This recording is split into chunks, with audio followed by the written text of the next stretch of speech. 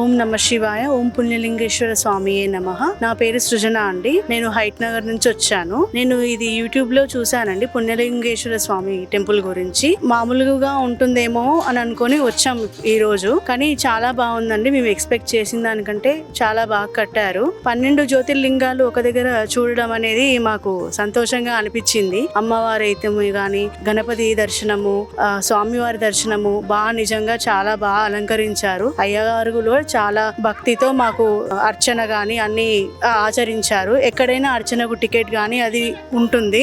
ఇక్కడ అలాంటివి ఏమీ లేవండి. ఇక్కడ ప్రత్యేకంగా చెప్పదలుచుకున్నది ఏమి అంటే 12 జ్యోతిర్లింగాల యొక్క అభిషేకం కూడా ఇక్కడ పెట్టారు. అది మాకు చాలా బాగా అనిపించిందండి. అన్ని 12 లింగాలు తిరగాలంటే చాలా కుదరచ్చు, కుదరకపోవచ్చు. ఈ అభిషేక భాగ్యం మాకు దక్కడం అనేది చాలా పీస్ఫుల్ గా ఉంది. చాలా పీస్ఫుల్ ఏరియాలో కట్టారు. బాగుందండి.